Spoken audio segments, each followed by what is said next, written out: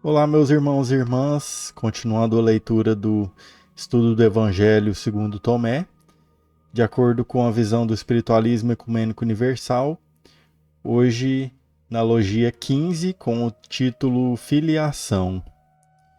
Jesus disse: Quando virdes aquele que não nasceu de mulher, prosternai-vos de face no chão e adorai-o, ele é vosso Pai.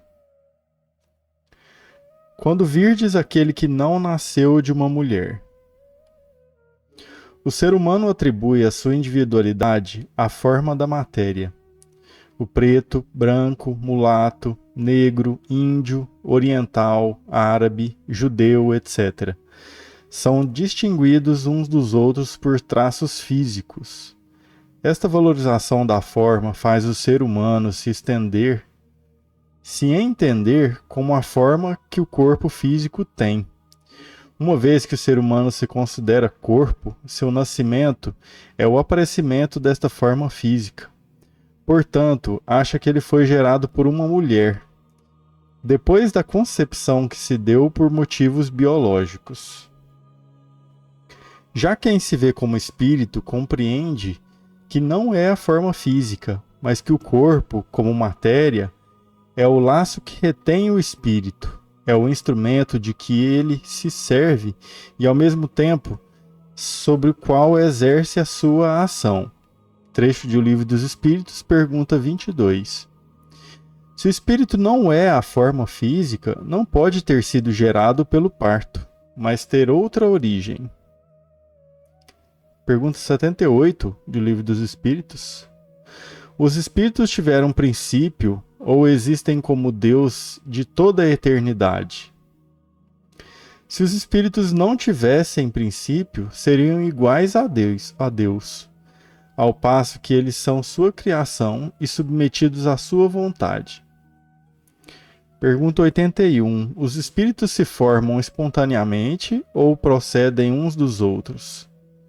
Deus os cria, como a todas as outras criaturas, pela sua vontade, mas ainda uma vez, a origem deles é um mistério. De trechos de O Livro dos Espíritos, Allan Kardec. Essas duas respostas dadas pela espiritualidade no século XIX a Allan Kardec já transmitiram ao mundo carnal a origem dos espíritos, Deus. Na pergunta 81, a resposta é ainda mais clara. O espírito não procede um do outro. Por esta procedência, podemos entender a figura da mãe material. Nenhum espírito nasce de uma mulher, pois já existia, antes do parto, na espiritualidade menos densa. Por isso, Jesus deixou diversos ensinamentos avisando que os espíritos que o seguissem teriam de abandonar suas famílias. O próprio Jesus questionou quem eram sua mãe ou os seus irmãos. Quando o espírito acredita que nasceu de uma mulher, ele dedica a este espírito, a mãe, o amor que deveria acreditar a Deus. Achando que a fonte de sua vida é o espírito a quem ele chama de sua mãe, por causa de seu nascimento, eleva-o acima dos demais irmãos em caminhada. Esta forma de proceder quebra a igualdade necessária entre todos para que exista o amor universal. O espírito, para viver com o amor universal, não pode endeusar nenhum outro acima dele, mas dedicar este amor a Deus, o Criador Supremo.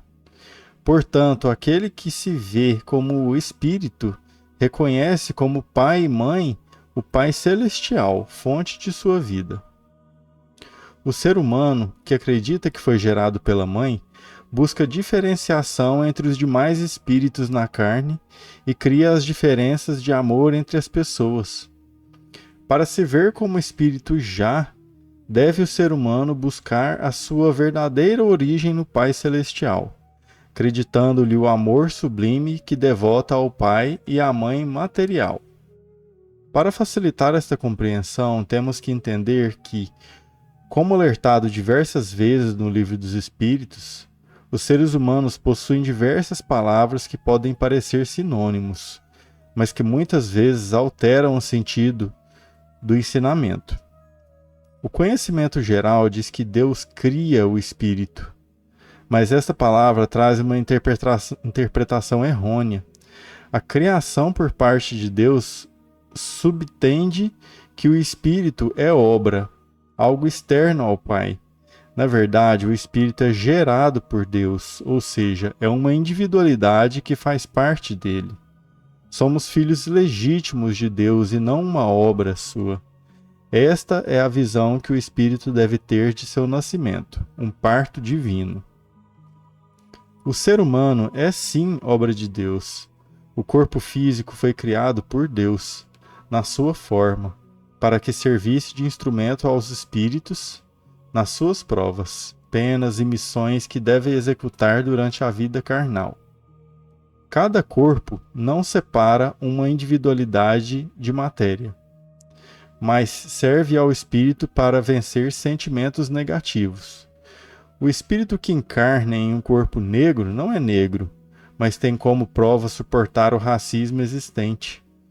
O espírito que encarna como um índio não possui aqueles traços, mas tem como missão preservar a natureza para os outros. Na verdade, todo e qualquer grupo étnico é um grupo de espíritos que possui penas, provas ou missões afins. Por isso, o corpo físico é obra de Deus, ou seja, sua criação adaptada às necessidades do espírito. Prosternai-vos de face no chão. Aquele que se reconhece como espírito nutre o amor universal e, portanto, deve ser seguido para que este amor contamine aqueles que não o têm. O espírito que sabe que nasceu de Deus possui a verdadeira alegria, a universal. Para ele não existe necessidade de ter seus conceitos satisfeitos para ser alegre, pois tem a consciência do direito dos outros. Esta alegria acaba com a posse, pois o espírito que reconhece em Deus o seu Pai sabe que ele é filho do dono de todas as coisas e que por isso elas já são suas também. Ele não precisa possuí-las, pois reconhece que já as tem, mesmo sem estar em seu poder. Não é preciso ter a flor dentro de casa para se alcançar a alegria, pois ela já estará dentro de todos aqueles que a olharem. O espírito, ao observá-la, guardará dentro de si o sentimento que dela emana, e assim com ela permanecerá o tempo todo. O tempo. O ser humano que se preocupa com a forma necessita arrancar a flor para admirá-la sempre e para alcançar a alegria. O espírito possui a essência das coisas dentro de si mesmo, enquanto que o ser humano necessita da forma para lhe trazer o sentimento. Quem tem o amor universal tem uma preocupação constante, o sofrimento que pode causar a outro e a si mesmo. Não possui conceitos, pois sabe que precisará satisfazê-los para alcançar a felicidade, e com isso certamente trará infelicidade para outros. Aquele que se considera espírito não discorda dos outros e nem encontra certo ou errado, bom ou mal, pois sabe que na essência todos os espíritos são puros e inocentes como na sua origem. Ele sabe que a forma de proceder dos seres humanos não é por maldade, mas baseada na necessidade da contemplação de seus conceitos. Todos são iguais, todos são filhos de Deus, e aquele que se reconhece como espírito conhece esta verdade. Quem já se sabe espírito não menospreza quem ainda não alcançou esta verdade, porque sabe que ela já existe dentro de cada um.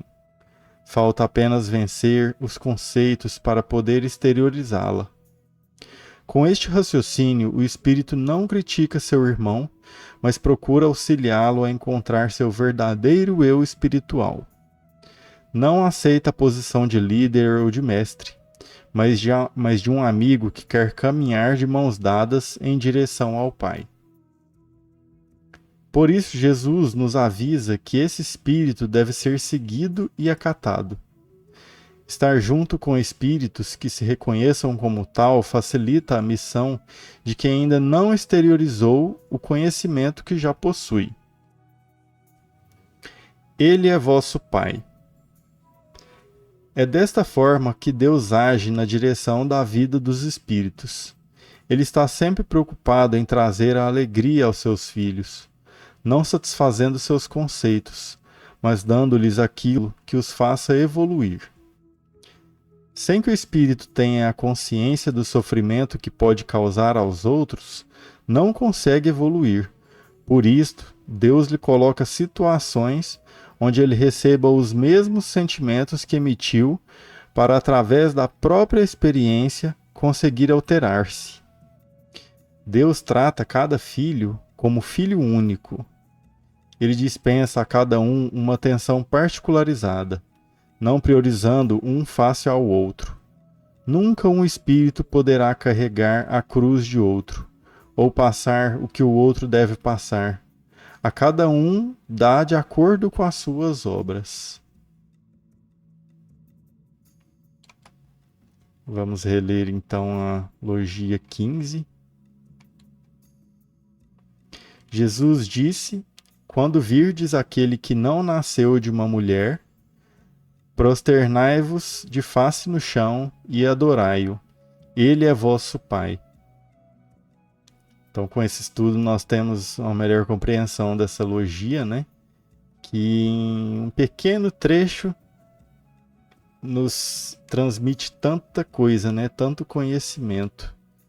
Então, nossa vida aqui na Terra, nós temos já aqueles irmãos que já vivem dessa forma, né? Sabendo que nós não nascemos de uma mulher, não nascemos como espírito através de um corpo, e sim que Deus nos criou, né? Que somos filhos do Pai eterno, do grande, do poderoso, do onipotente, de Deus, né?